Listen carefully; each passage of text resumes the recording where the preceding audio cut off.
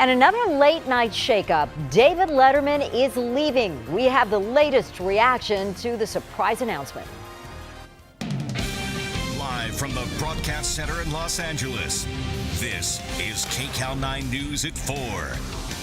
Live, local, late breaking. Hello and thank you for joining us. I'm Sylvia Lopez. And I'm Lena Wynn. We are learning more today about the soldier who opened fire at Fort Hood. He killed 3 people and wounded 16 before turning the gun on himself. It is the second mass murder in 5 years at the Army post near Waco, Texas, 100 miles south of Dallas. KCAL 9's Bagad Shaban is live at Fort Hood with more on the investigation. Bagad? Military officials tell us the shooter was in the process of being evaluated and treated for mental illness. And while officials are still trying to determine a possible motive, they say at this point it didn't appear that the shooter was targeting specific soldiers. Investigators are trying to learn all they can about 34-year-old Ivan Lopez as they piece together what led to Wednesday's deadly shooting at Fort Hood. We have an active shooter on Fort Hood. The Iraq War veteran is accused of opening fire at the Army base. There may have been a verbal altercation with another soldier or soldiers. The attack ended when an officer confronted him and Lopez turned the gun on himself. Army officials say Lopez drove a truck in Iraq and was not in combat, but he was receiving medication for depression and anxiety. And just last month saw a psychiatrist at Fort Hood as part of an evaluation for post-traumatic stress disorder. We had no indication that there was any sign of likely violence, either to himself or to others. Lopez had only been at Fort Hood since February. A Puerto Rican native, he, his wife, and young daughter lived off base. As the Fort Hood family pays its respects, many wonder how the base became the scene of another attack. Major Nadal Hassan opened fire at Fort Hood in 2009. Killing 13 people and injuring more than 30 others. Sources tell CBS News Lopez bought his weapon at the same store where Hassan purchased his. And officials say after that shooting massacre here 5 years ago, additional safety measures were put into place at bases all across the country. But now, in the wake of this most recent tragedy, even the Secretary of Defense says, quote, something's not working. Guys, back to you. All right, Bagad, what do we have? What kind of information do we have on the victims? Well, we do know that of the 16 men and women who were injured, 4 have actually since been released from the hospital, and we're actually told that the remaining victims are expected to survive. Guys, all right, Bagad Shaban live in Fort Hood, Texas. Thank you. Some major entertainment industry news today. Another giant of late night TV is about to step down. Yeah, David Letterman announced his pending retirement today after more than 3 decades on the air. KCAL 9 entertainment reporter Suzanne Marquez here now with the announcement and reaction. Suzanne. Sylvia and Lena, huge news for the entertainment industry. Letterman making the announcement during the taping of his show tonight that he will retire at the end of his current contract, which ends in 2015. His announcement comes as the landscape of late night TV continues to change. Here at CBS, Paul and I have done 4,014 shows. 4,014 shows. For more than 30 years, David Letterman has been a staple of late-night television. It's been great. You've been great. The network has been great, but I'm retiring. A statement from CBS President and CEO Leslie Moonves noted that when Letterman agreed to a 1-year extension after re-signing with the network last year, he said, quote, "We knew this day was getting closer." Moonves went on to say, "There is only one David Letterman. His greatness will always be remembered here, and he will certainly sit among the pantheon of this business." Letterman joined CBS back in 1993 after being passed over for another big late-night gig, the host of The Tonight Show. Letterman sat down with CBS This Morning's Charlie Rose in 2012, reflecting on starting The Late Show. And when I look at that now, I think it also reminds me of some of the worst behavior of my life, my own behavior. And I wish things were like they are now. I wish they were like they are now then. I just want to reiterate my thanks and for the support from the network, all of the people who have worked here, all of the people in the theater, all the people on the staff, everybody at home. Thank you very much. Jimmy Kimmel tweeted this afternoon saying David Letterman is the best there is and ever was. Ellen DeGeneres also tweeted, David Letterman announced he's retiring in 2015. It's been 31 incredible years. Television won't be the same without you, Dave. You can watch David Letterman's retirement announcement on Late Show with David Letterman tonight on our sister station CBS 2 at 11:35 p.m. Letterman's departure comes after a late-night show host shuffle that saw Jay Leno leave The Tonight Show and Jimmy Fallon take his place. Suzanne Marquez, KCAL 9 News. Sylvia and Lena, back to you. All right, Suzanne, thank you. Well, singer Chris Brown is now in the custody of federal marshals who plan to fly him to Washington, D.C. for his assault trial. KCAL 9's Adriana Weingold is live in downtown L.A. with details on whether his lawyers can keep him off that plane. Adriana. Well, the R&B singer is headed to Washington, D.C. whether he likes it or not. A judge today denying a motion by his lawyers to stop the transfer by U.S. Marshals. This defendant has had repeated opportunities given to him by this court. Chris Brown, more well known lately for his appearances in court rather than on stage, is now in the custody of U.S. Marshals. The 24-year-old was taken into federal custody Wednesday and will be transported to D.C. sometime in the next few days. The R&B star is facing misdemeanor assault charges in D.C. Brown is accused of punching a 20-year-old man who was trying to get a picture with him. Brown has been jailed without bail here in Los Angeles for allegedly violating his probation stemming from the 2009 assault of then-girlfriend Rihanna. He was arrested back on March 14th after being kicked out of a Malibu substance abuse and anger management facility where he'd been in treatment for about 4 months. Brown had been warned by a judge back in February that any change in good behavior could land him in jail. His D.C. trial is set for April 17th. If found guilty, U.S. Marshals tell me he could face time in federal prison. And once back here in California, Chris Brown will face yet another judge for a probation violation hearing. Reporting live in downtown, Adriana Weingold, KCAL 9 News. All right, Adriana, thanks. We had some wild weather this week earlier, but it looks like a warm-up is on the way for us. KCAL 9 meteorologist Amber Lee has a first look today. Amber. Well, Sylvia, we are looking at a big warming trend, but today temperatures were well below average. Live look right now, Mount Wilson, beautiful shot. You can see we do have some high clouds streaming overhead, and that's because we do have some cooler air moving in, and that's why temperatures were a little bit cooler than normal. 63 degrees right now, downtown LA, mostly clear. Winds are picking up, coming in from the west-southwest at 10 miles per hour. Thankfully, though, we don't have any advisories in place right now. Pretty quiet. 64 degrees for the basin, 67 for the valleys, a little bit warmer Inland Empire at 70 degrees, and the beaches today 63, and the mountains about 45 degrees. We do have more of that sea breeze pushing in. That's what's also keeping us cool, and the winds are picking up along the coast from Santa Monica down to Long Beach. We're looking at wind speeds up to 16 miles per hour. So just how long or when actually will the warming trend take place and how long? I'll have all the details coming up. Back to you. All right, Amber, thanks. A pair of earthquakes rattled the Southland today. The first was a 3.1 quake that hit near Malibu just after 10 this morning. It was centered about 8 miles west of Malibu and felt throughout the San Fernando Valley. The second was about 50 minutes later in the Inland Empire. The 2.9 quake was centered about 6 miles northwest of Fontana. No reports of damage or injuries in either case. Caltech scientists say Friday night's earthquake in La Habra struck on a fault beneath the Puente Hills thrust fault.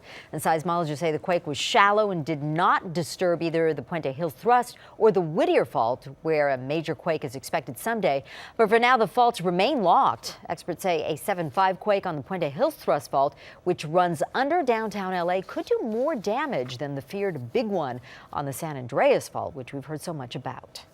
More evacuations in Chile as a result of a powerful aftershock that triggered another tsunami alert. The new quake struck northern Chile late Wednesday night with a magnitude of 7.6. An even larger quake hit the region on Tuesday, resulting in 6 deaths.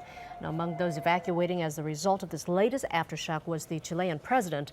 She's been assessing the damage from Tuesday's 8.2 earthquake. The tsunami alert has since been lifted. There's a new push today to build an earthquake early warning system for the West Coast. The technology exists to give up to 30 seconds of warning before a quake hits. But both the state and federal government so far have refused to pay for it. Congressman Adam Schiff of Burbank got 24 Democratic House members to sign a letter requesting Congress come up with $16 million this year, a quarter of what it would take to build it. However, Republicans want to cut spending, and not a single member of the GOP has signed on. But Schiff says it's money that would be well spent because even a few seconds of advance warning could save lives. By letting people get to a safe place, by telling engineers they need to stop the train, by telling hospitals they need to stop surgeries. It will help us prepare for the quake that's coming. So it is really penny wise and pound foolish for us not to make this investment. Schiff says quake-prone Mexico and Japan are using this technology, yet the place where it was developed, California, goes without. Still, some remain unconvinced. Republican Ken Calvert of Corona told the LA Times, quote, "I felt the Friday earthquake as much as anyone, but sometimes we fund things and we find out later it doesn't work." A meeting of the minds today at LA City Hall over how to get more money to build a stronger city. Former President Bill Clinton sat down with Mayor Eric Garcetti to discuss ways the public and private sectors can team up to make it happen. KCAL 9's Amy Johnson was there. Please welcome William Jefferson Clinton.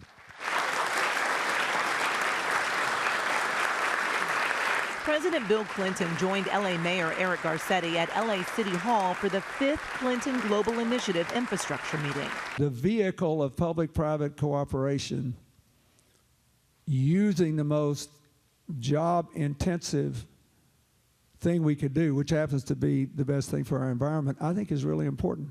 The Clinton Global Initiative, or CGI, was established in 2005 to gather global leaders to create and implement innovative solutions to the world's most pressing challenges. Success has already been proven here. Had an ambitious plan about our streetlights, and you were the convener of that.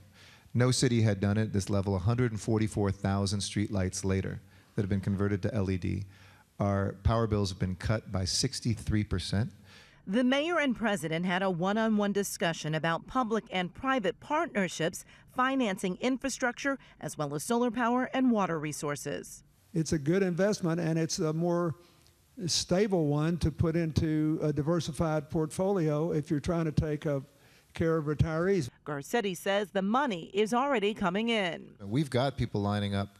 I hardly have a week where somebody isn't knocking on my door saying, we see the United States is a great investment opportunity right now. Mr. Clinton says the key to success is everyone's involvement. He even threw in a little politics. This could be our political and social salvation. If we were really thinking about this, we would have passed immigration reform years ago, just on the sheer demographic. The mayor says he's optimistic about what can be done. I think I speak for everybody in this room when I say that listening to you always makes us feel like we have a better tomorrow ahead. In downtown LA, Amy Johnson, KCAL 9 News. Still ahead, a lawsuit filed in a deadly Southern California yacht race. Plus, there's a new painkiller that critics say is even more addictive than oxycodone, the local fight against Zohydro. That's coming up. And this local house could break the record for most expensive home sale in California history. Details on that and its legendary link to movie history ahead. And local students will raise nearly $200,000 for injured veterans. Got a big surprise today from actor Gary Sinise. A story you'll only see on KCAL 9.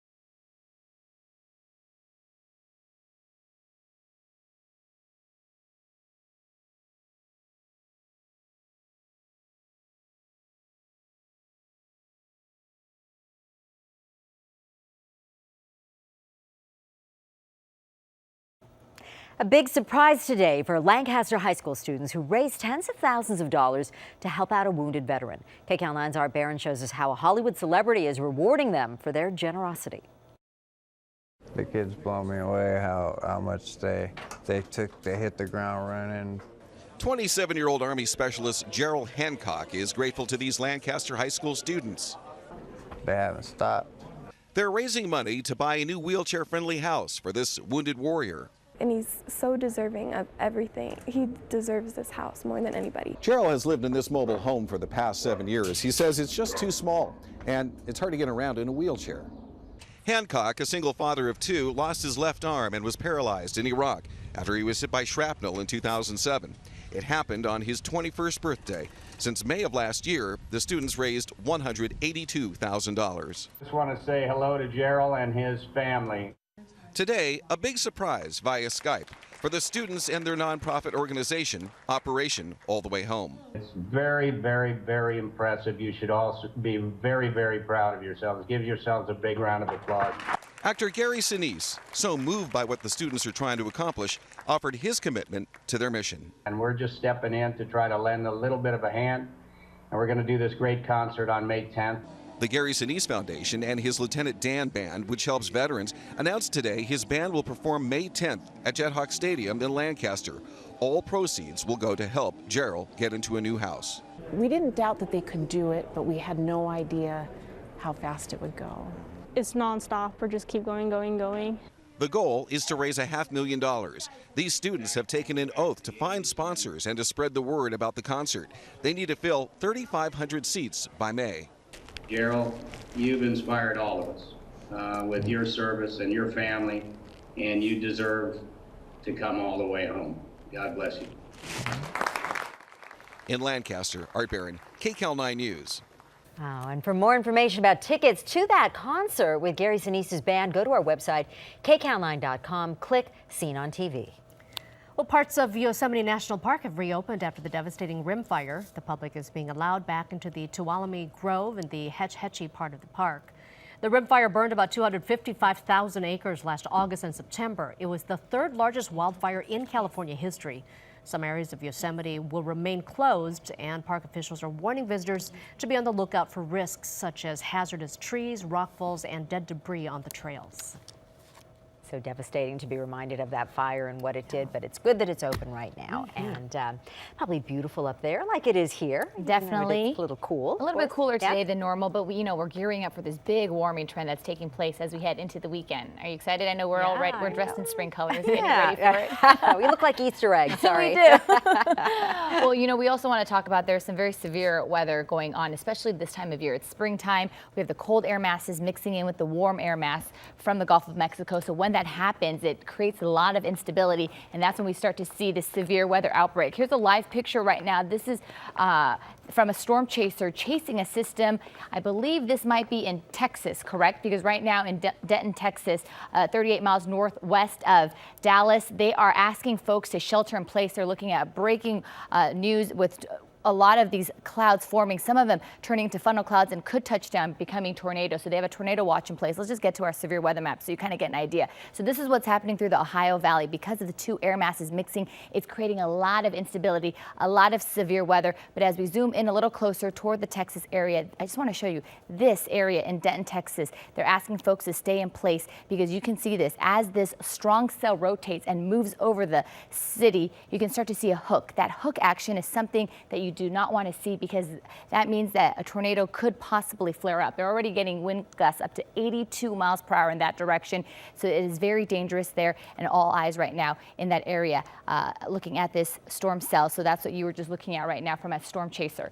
Back here though, in Southern California, we're not under any of that stuff, but they are under that tornado watch up until about 9 p.m. tonight, and about 41 counties in Texas under this tornado watch. So if you have family or friends out there, that's probably what's happening if they're not answering their phone calls. But take a look back here in Southern California, very quiet conditions. We do have below average temperatures. Temperatures topped out today at 68 degrees, at least 3 degrees below average. We didn't break any records. The record to break was about 94, and the sun's going to set tonight at 7:16. Temperatures right now now, still in the mid to low 60s for downtown LA and by LAX, 70 degrees for Riverside, upper 60s for Van Nuys and Fullerton. I also just want to show you with the weather vapor image, another form of moisture measurement in our atmosphere. There is another storm system that's rolling through the Pacific Northwest. That's really not going to affect us here, but you can see all that blue. That's the moisture that's pushing in. So that means cooler temperatures once again for the Southland. That's going to stay with us through at least Friday, but it's going to bring more cloud cover in overnight. Tomorrow morning, we're going to wake up to mostly cloudy conditions. Once the clouds clear by Friday night, we will see another hot and dry weekend. It's actually going to be even hotter, even drier than it has been the last few days. So we have that low pressure system moving in. By Saturday night, a ridge of high pressure pops up. And once that ridge of high pressure pops up, we could see temperatures possibly in the 90s by next Monday. Here's a look at our 5-day microclimate forecast so you kind of get an idea. It's going to be cool and cloudy tomorrow, but the clouds will clear. Lots of sunshine for the weekend. Temperatures once again 70s and 80s by Sunday. Back to you. All right, Amber, thanks. Up next, a troubling update and new protests in the missing Malaysia Airlines flight. Plus, a UCLA student government leader arrested. The accusations against him still ahead. And 4 years after their boat crashed into some rocks in a deadly accident, families of some local sailors file a lawsuit. Find out who they blame for the incident next.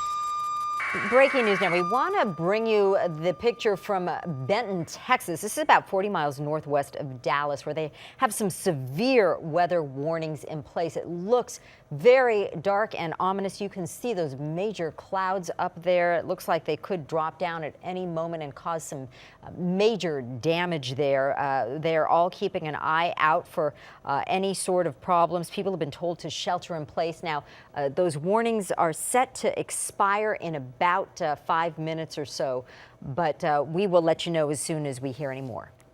Meanwhile, authorities are now warning family members that they might never determine why Malaysia Airlines Flight 370 vanished during a flight from Kuala Lumpur to Beijing. Today, protesters held up banners outside the U.S. Embassy in Kuala Lumpur. They say Malaysians have been unfairly labeled as terrorists by CNN and Fox News, and they're calling on viewers to boycott the two networks. Australia's Prime Minister met with his Malaysian counterpart at an Air Force base in Perth that serves as the hub for the international search effort. The plane's data recorders only have about a week's worth of battery life left.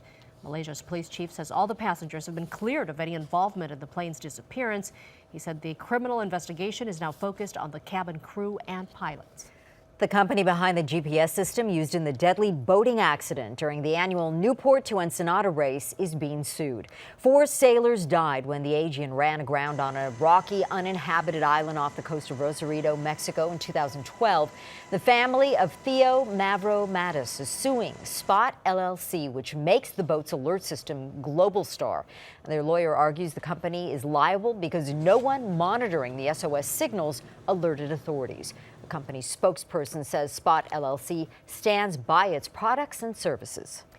A UCLA student body leader is in trouble with the law. Officials say 21-year-old Omar Arce was arrested yesterday on suspicion of false imprisonment.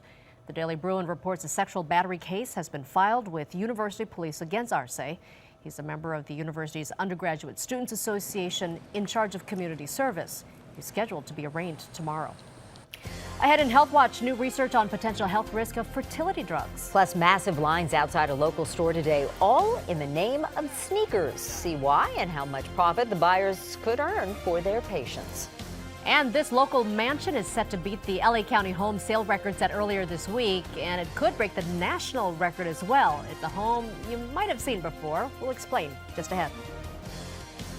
And a protest over a prescription drug. Find out why a painkiller had people taking to local streets today.